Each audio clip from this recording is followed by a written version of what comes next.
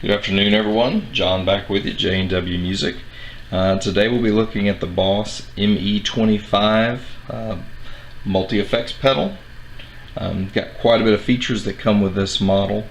And then we're going to look at the different features that it has with the clean, with the comp, and the effects, the preamp, the delay. You have your overdrive and distortion, your modulation, your reverb. So you got quite a bit to choose from, and then with your clean, your drive, your lead, crunch, heavy, and extreme. Then you have your different variations of each type, along with your drive, tone, and volume.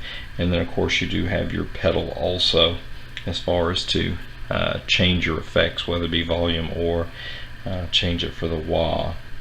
But the Boss ME25 does have quite a bit of features going with it, so we're going to kind of go through some of them through this video, but we're not going to touch on all of them just because of the sheer amount that's with these. There's no way, as far as time wise, we'd be able to hit on everything that this particular model has.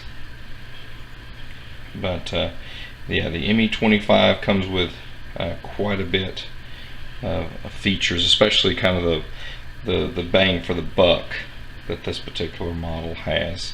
Usually street price on them at your big box store, Guitar Center is $199. So but we'll touch on some of these features as we go through. The next thing we're going to look at, we're going to go ahead and take a look at the what's behind it, to see the different kind of connections that you'll be dealing with.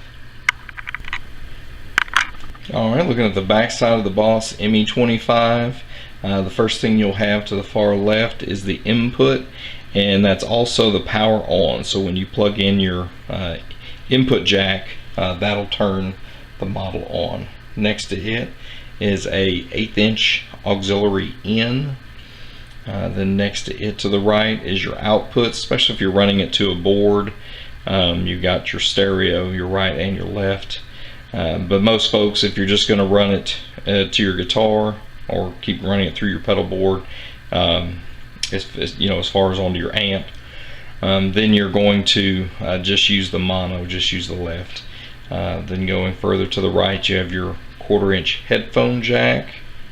Then the audio USB cable, that way you can do some manipulations online, as far as change the different patches and different things that it has to, different features. And then finally you have your DC in, so that way if you have your 9-volt power supply, you'll be able to run this. Next thing we're going to look at the underneath and see what Boss has waiting for us.